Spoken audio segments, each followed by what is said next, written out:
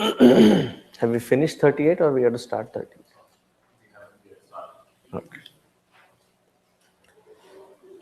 Let's revisit 38. Can you ask all the parents making noise there to come inside?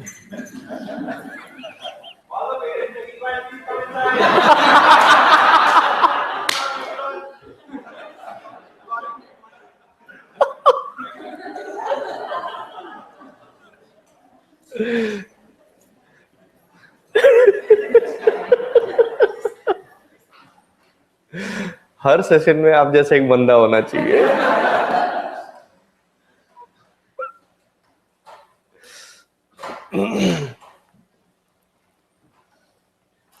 Before they could glance him with a weird eye, he already inserted, Swamiji is calling you all inside. Thank you. 38th sloka of 4th chapter of Bhagavad Gita. Nahi jnanena sadrisham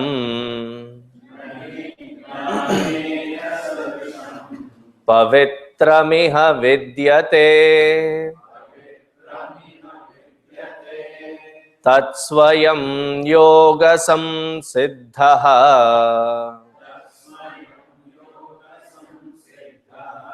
कालेनात्मनि विन्दति.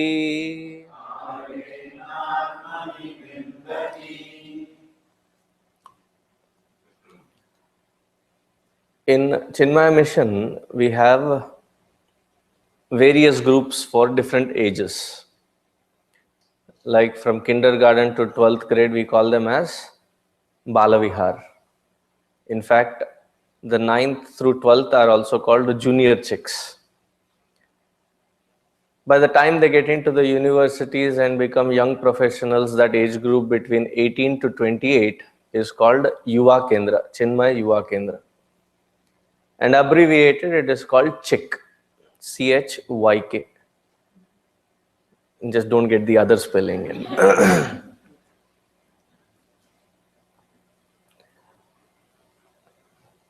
Because this word chick has a different spelling. And when people announce and they don't know what chick is, that he's the director for chicks. People look at me and give me weird looks. What is wrong with Chinmaya Mission? So for that chick age group, the mission statement or the motto is Nahi jnanena sadrisham pavitramiha vidyate. What is the meaning of that statement?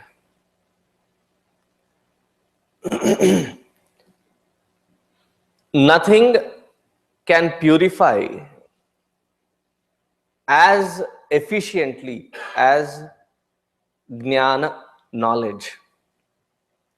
So knowledge is the greatest purifier. Pavitram iha vidyate.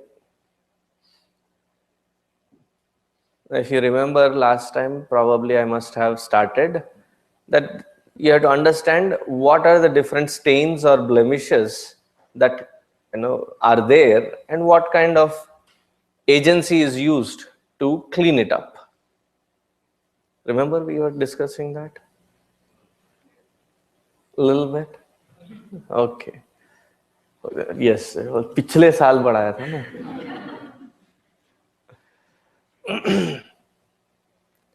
If there is a oil stain, how do you remove it from the cloth? So you remember.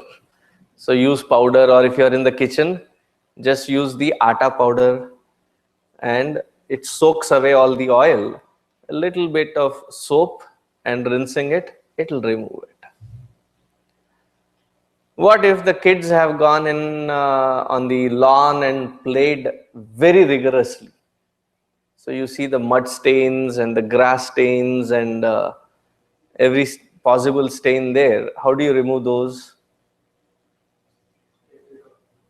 Oh, get rid. I'm glad you did not have me as a child. तो कपड़े खरीदते रहोगे. Because when we were growing up in Bombay, certain years,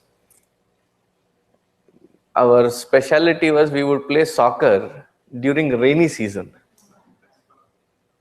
So what do you do with those clothes?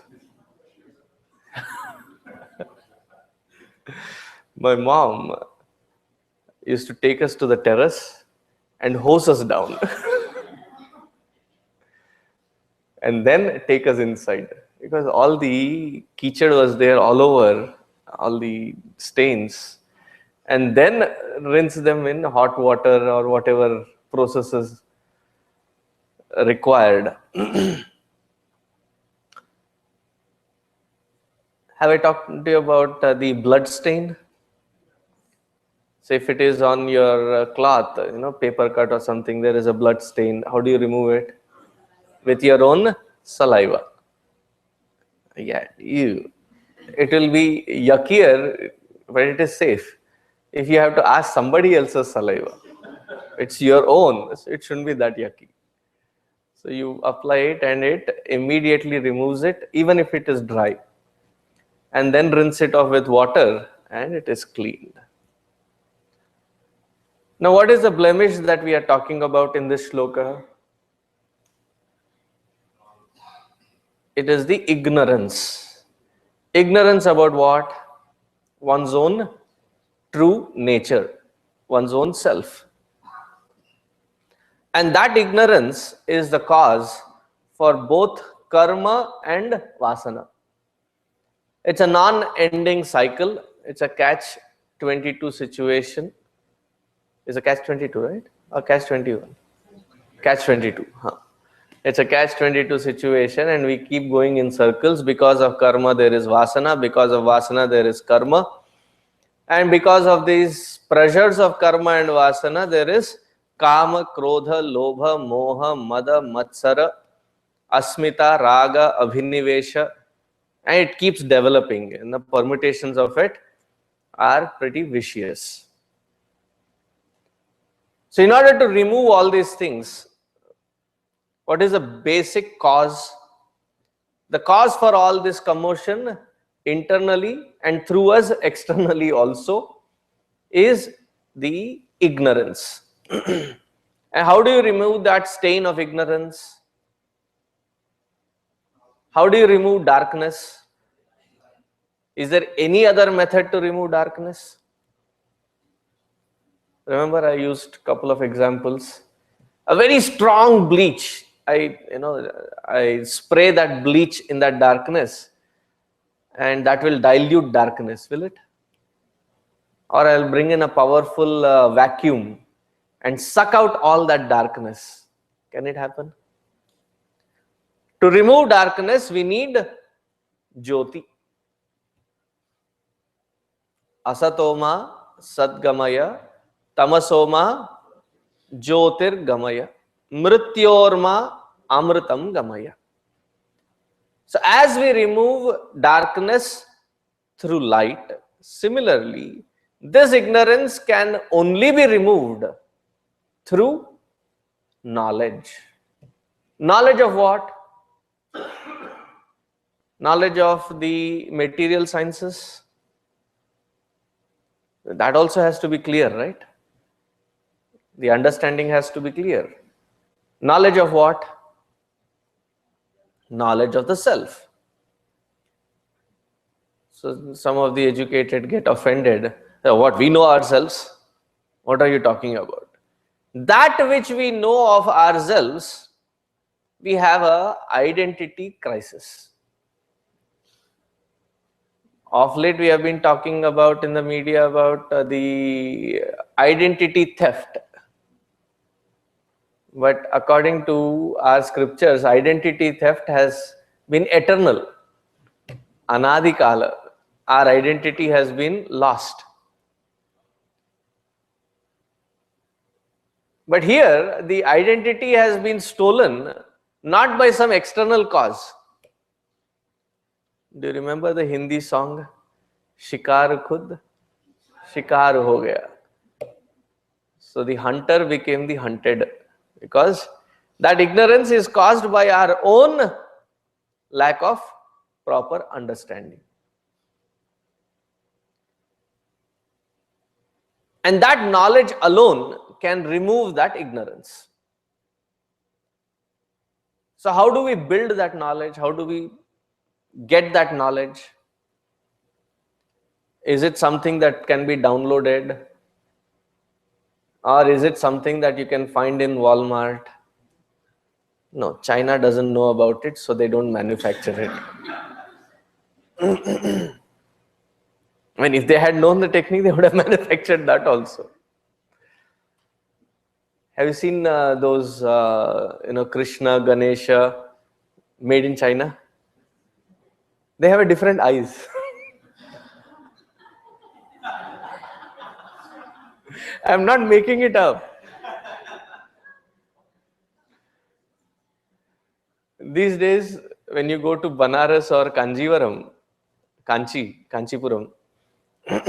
there you get two different sets. One Banaras sari which is made in Banaras, and the second set of Banaras sari which is made in China. So they have taken people from Banaras and Kanchipuram and other places, and they're manufacturing it in bulk and at 1/10 the cost. So yes, this knowledge is not available for China, so you don't get it in market as well. So how do you build that knowledge? How do you build that awareness? Technically speaking, you don't need any external stimulus to build that awareness. You don't need it. You don't need a guru, you don't need a temple, you don't need a scripture, because it is self-illumining and no external stimulus is required to take us there. But if we are really that smart, then we don't require it. There are some cases wherein they have had no requirement for such external environment to create that awareness within. And there are various examples also that can be taken. Have you heard of a great saint from Tiruvannamalai? Ramana Maharshi. So Bhagavan Ramana Maharshi did not have a guru, did not go through a Gurukul or learn through a Guru Sampradaya system. He just had that experience intensely that he was thinking about it. It was a very strange experience. One day, one of his family members died. He was about 7-8 years old. So he asked his older brother, who was way older than him, as to what happened. It was the first time that he was seeing death. And that too of a close family member. So his brother said, it seems, that that individual has left the body. And that was a new or a strange concept. How can somebody leave the body? So when everybody were crying and wailing around, he went into the attic to find a quiet space. He went into the attic, moved all the stuff around, found himself a space wherein he emulated the same posture that the dead body was put in. So he also slept in that position and intensely tried to quit the body.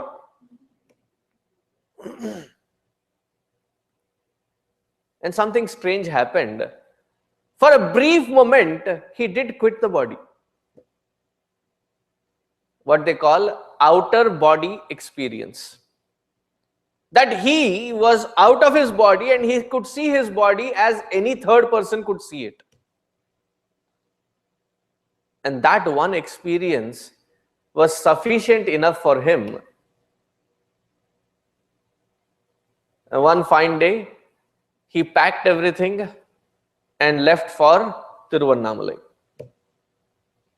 And there it is said, if you go to that Tiruvannamalai temple, within the temple, there is on the right hand side, there is a separate Shiva linga. It is called the Patala linga. So he found that to be very secluded spot, though not very clean. It was very secluded. And he went there and sat in intense meditation for months together. So much so that he had lost identification with his body, and he was so lost in his meditation that there was another Mahatma in Tiruvannamalai. He found some strange good vibrations coming from the temple. And he identified this kid sitting there and meditating. And he was so lost deep in meditation that probably he had not moved out of that position for weeks together, that there were these little worms that were feeding on his leg. And there was an abscess on his left foot, left knee. He cleaned them up, brought this kid out, and took him to this Virupaksha cave, which is on the mountain of Tiruvannamalai. There he treated him and fed him. And way later, there was another student, disciple, or friend that joined him. His name was Kavya Kantha Ganapati Muni. So Ganapati Muni was an erudite scholar. He had gone through all the scriptures in a very systematic Gurukula system. And he said, have you ever read these scriptures? You speak so profoundly. He said, none. So let me read them to you.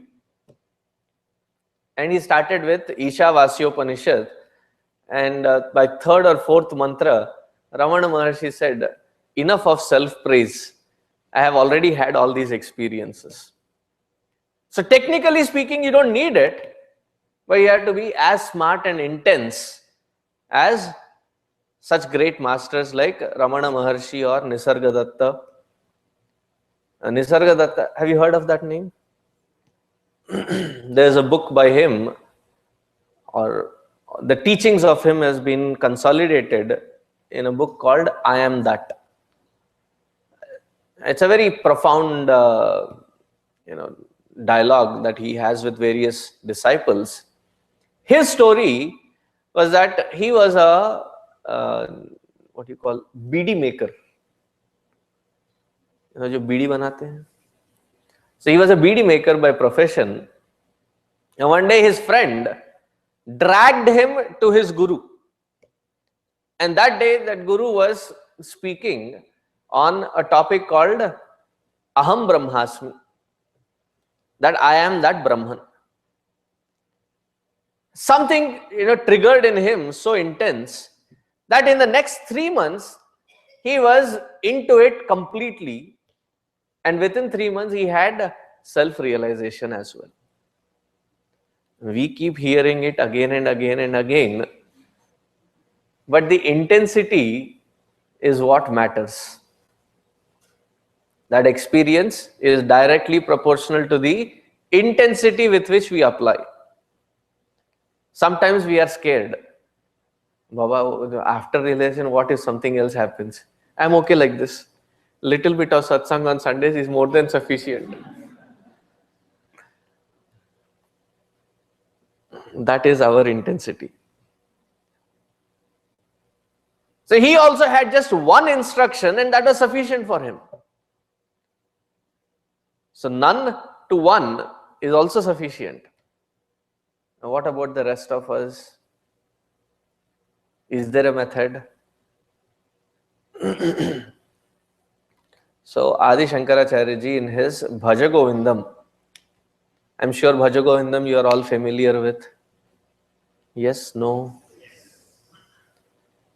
There is that famous CD of M.S. Subbalakshmi, wherein one track is Bhaja Govindam and the other track is Vishnu Sahasranama.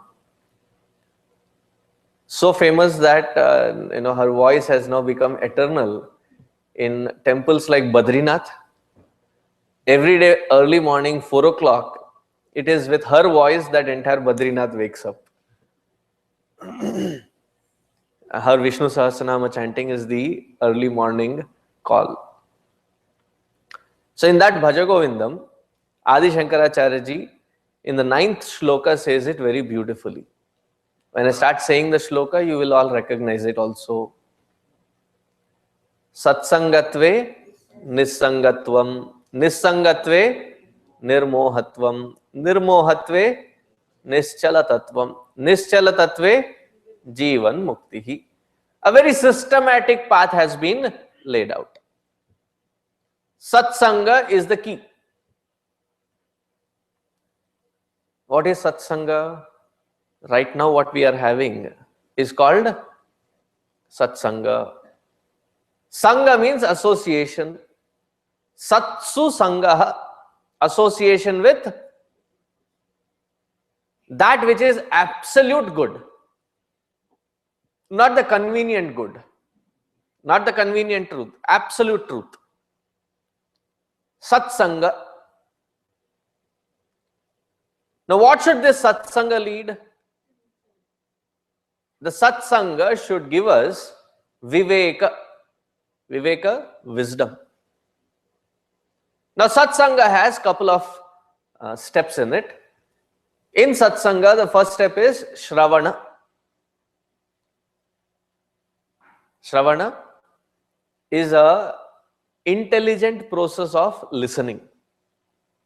It is not picking what I tend to understand, but grasp everything and do manana. Manana, a process of contemplation. A contemplative process wherein the knowledge that I have heard is still a data, raw data. That has to be thought over in various angles wherein it can be applied in my day-to-day life. And I test it out in my day-to-day life, bring that data again, reprocess it, and then again retest it. Over a period of time, that tested knowledge becomes wisdom. And what is a sign that that wisdom is established very well within? Satsangatve nissangatvam. Detachment should occur. Again, sangha is association. Nissanga is disassociation. Now, disassociation with what? Like many, when I see them, Dallas is a small place, you keep bumping into people. Hey, why don't you come these days to satsanga? Oh, my children have graduated. But have you graduated? Because the responsibility, it seems like, is to shove this knowledge into the kids and that's it. Now, it doesn't stop there. What about you? So they say, so I have got nissanga with satsanga. I have disassociated myself with satsanga itself. No, it's not the disassociation with the satsanga, but everything that stops us living intelligently, disassociating from that should happen as a natural occurrence if the clarity of wisdom has dawned upon us.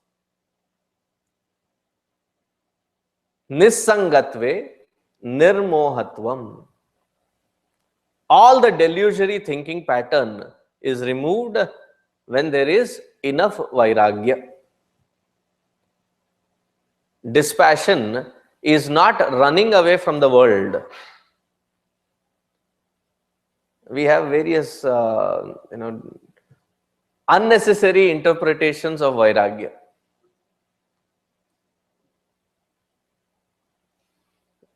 And I think I have told you this. Long time ago, I used to go to this UTA. Do you know the definition of UTD and UTA? UTD is UT for Texas. No. It is University of Telugu Desam. And UTA is University of Tamil Agraharam. There's so many Tamilians there and so many Telugu people here, so it suits it. So I was in that UTA. I used to go regularly.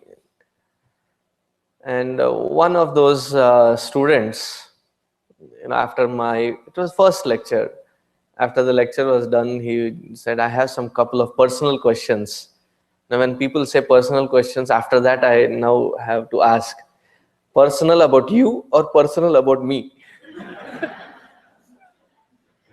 Because this seemed to be more personal about me rather than about him. I didn't, have that distinction until then.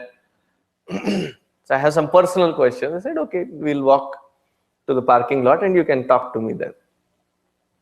So he said, what is your education qualification? So I said, I'm just 12th pass. And he gave me this jaw-dropped look. Do you know, if when we have to come to this US, we have to finish our undergrad, finish our TOEFL, we have to finish our GRE, we have to go through all these entrance exams. You have done nothing of that? No. Meanwhile, while talking to him, I pulled out my cell phone to look at the text or voice messages if there were any. And he was like, you have a cell phone also?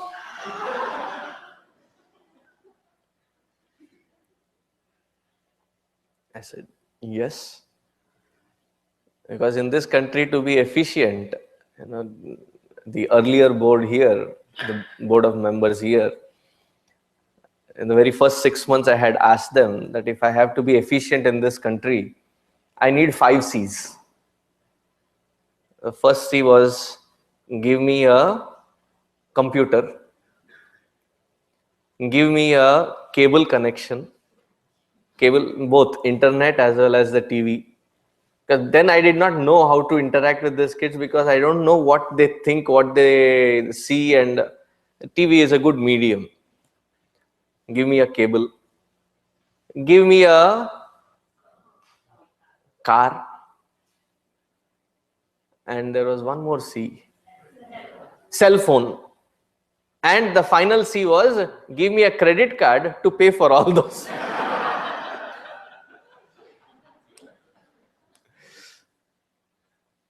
They thought, what kind of a brahmachari? I was still a brahmachari then. Aren't you supposed to be like away from all these things? No, I am on a mission. And to efficiently function, I need those things. So I told him that not just a cell phone, in my bag I also have a laptop. He was like, you have a laptop also? And by then we reached the parking lot, I had a car. You have a car?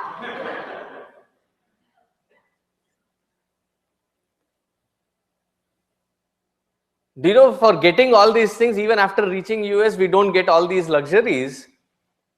We live in a dingy apartment and then we have so much of debts on us. Then we get a job, we get into an apartment, and then slowly redeem ourselves. And one day have a car, have a house. I said, yes, I have a house also. It's a 3,000 square foot house and I alone live there. And he was like, wish I had known this. I would have joined Chinmay Mission and gotten all these things without having to go through all the studies. And I was not to be let down.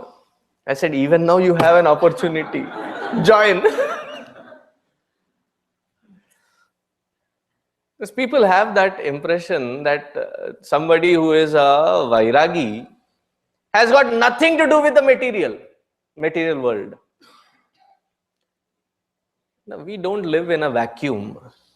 We don't live in an isolated island.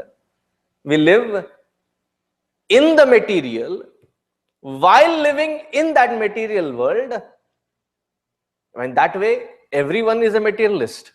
But what makes us spiritual is not running away from that material, but not clinging on to that material that which we are associated with. You use it for its utility purpose, and once it is done, its presence or absence should not create a disturbance within us. On an average, do you know how many times a smartphone owner, the adjective smart goes with the phone only.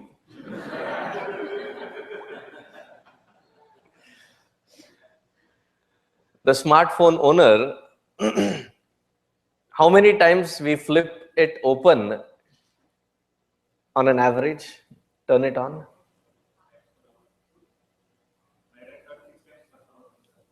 Not bad. It's pretty much there.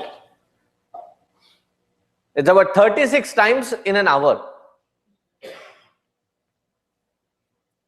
And what will happen if you don't have that cell phone in your hand? Have you ever tried it? In our spiritual retreats, we have a basket. They have a Ziploc. They write their name, turn their cell phones, their all gadgets, and put it in that Ziploc and turn it in. And they get it back only at the end of the camp. First few hours, there are withdrawal symptoms. And literally, these people come with such an offensive force. It's not fair. You have to give us your cell phone. Do you know what it is? Chill. There is no third world war coming there. And accept the fact you are not the most important person in this world. Nobody is missing you.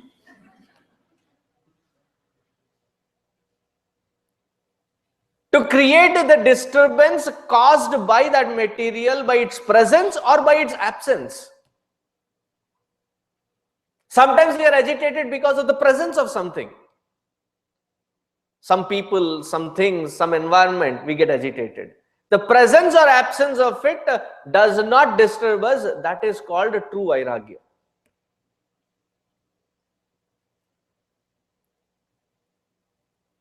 When there are toys and the children are so attached to their toys, and most of you parents must have gone through that experience when the children are really young, that you find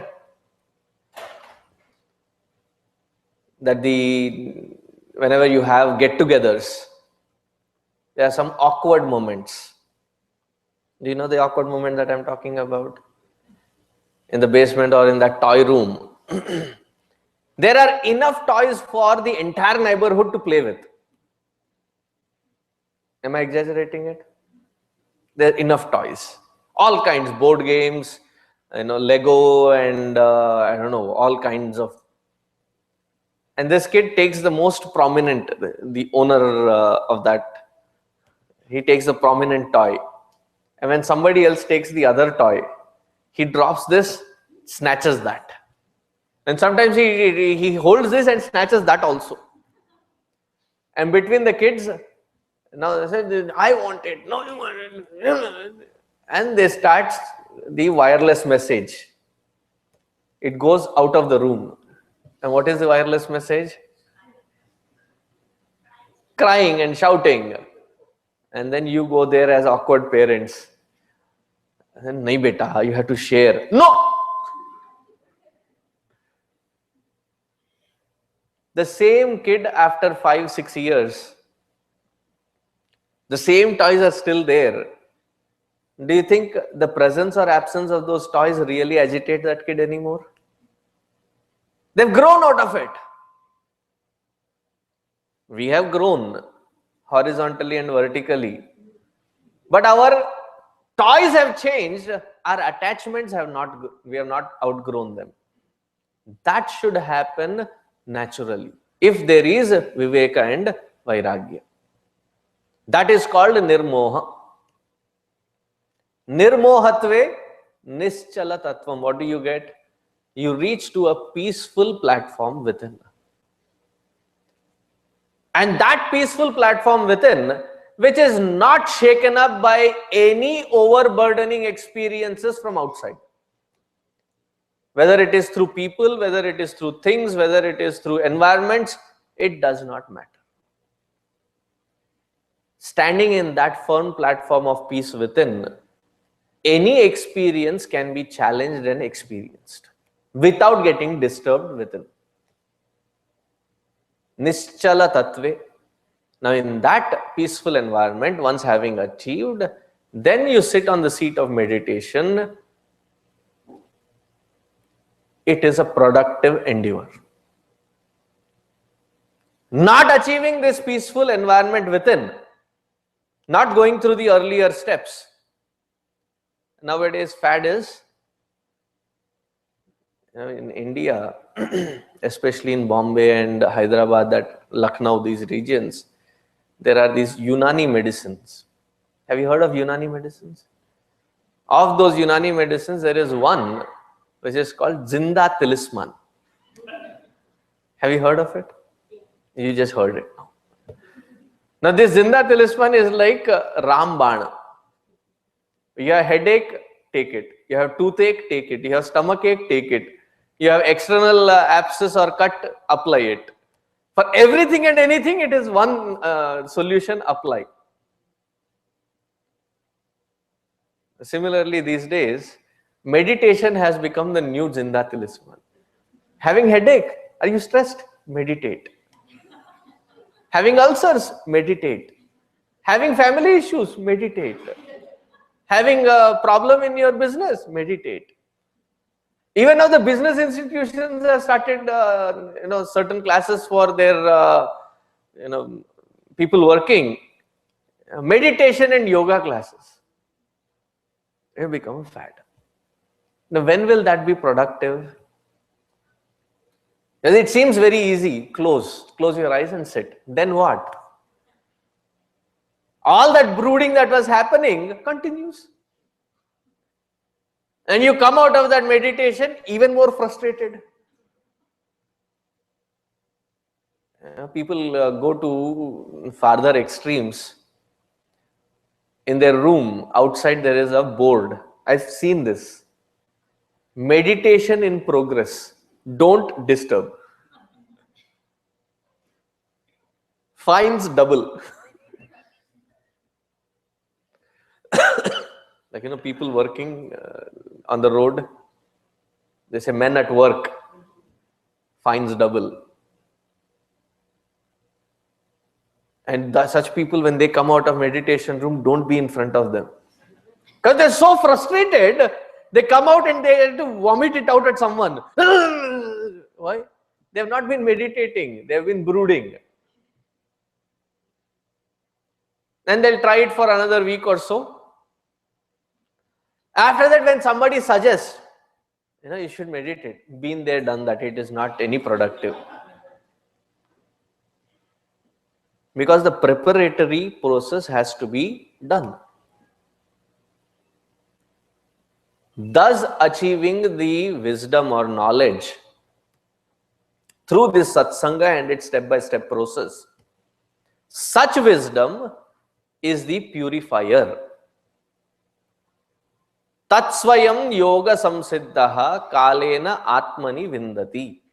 Thus, having achieved the wisdom within in due course of your effort, it is the highest purifier.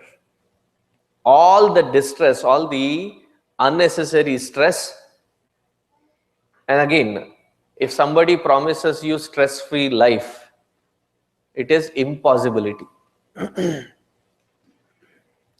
Because life functions in balanced stress. Isn't it? You drive your cars. In the tires, should there be enough pressure? Oh, no. We are leading a pressure-free life. Remove all the air from there. What will happen if your car does not have, the tires do not have enough pressure in it? Your car will be wobbling. Have you experienced that? What if the pressure is more than required? What is it they call 36 to 40 psi? PSI. What if it is not more than that? Every, what do you call a pothole or anything is pronounced amplified into your spine. Because the pressure is high. It has to have optimal pressure. Similarly, our body also temperature and pressure have to be on the optimal level. What will happen if the blood pressure goes low? Isn't it a sickness? What happens if the blood pressure goes high? That is also sickness. Maintaining at its equilibrium. So pressure is a must. But that is a productive pressure. Unnecessary stresses are removed and you will find that peace. And on the platform of peace alone, that you can cherish joy and happiness. And how do you gain that? Through jnana alone. Therefore, the Upanishads make a statement that it is with jnana alone, jnanena eva kaivalyam vindati, that with the jnana alone, that we reach to that divine within and outside. But who benefits from this jnana? That is given in the next shloka. Repeat after me. 39th shloka.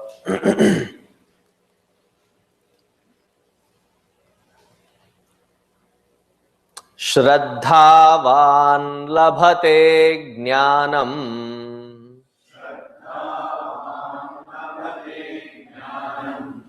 tatparas samyatendriyah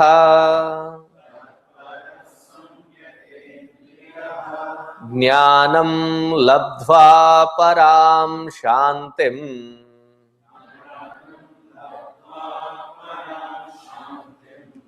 achirenadhigacchati.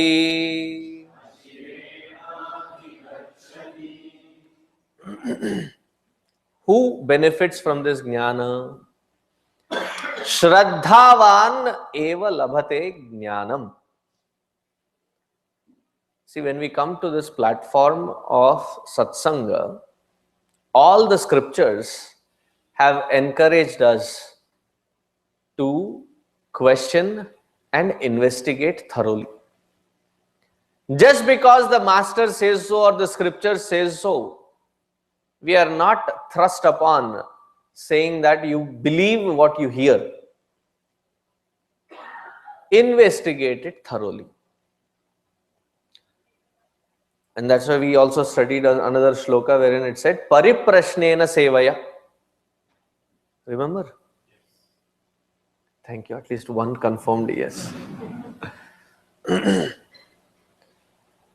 Pariprashnena sevaya upadekshanti te jnanam jnaninaha tattvadarshinaha. So you investigate thoroughly, but that investigation should happen. Such questioning can happen on two platforms, with Shraddha and without Shraddha.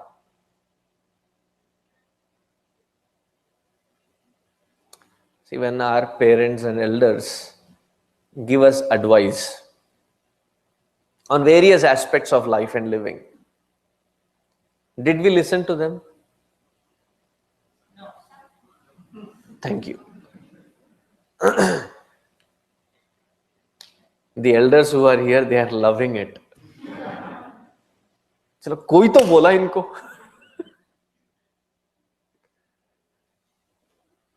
Every generation has that problem. Your kids, do they listen to you?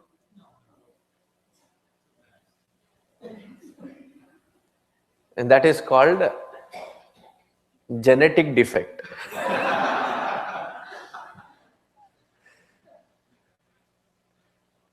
That is so embedded in our genes that we did not listen to our earlier generation, and our next generation doesn't listen to us either.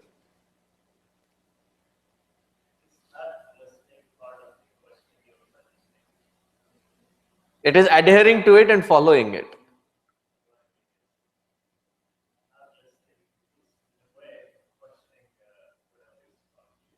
Right. So they question everything, challenge everything, and they say, oh, you are of a different generation. That doesn't work that way, Dad. And mostly, even before we get there, there's another attitude that blocks. I call that as IKEA attitude. I know everything anyways. Don't tell me. But when do you appreciate the earlier generation's message given to you? When you are in the same phase of life, then you say, oh, this is what my dad meant. This is what my mom meant. But it is too late. And then we want to impart that to next generation. We also did the same stupid mistakes. You don't do it. Back off. You don't understand how it happens here. You don't know what we go through here.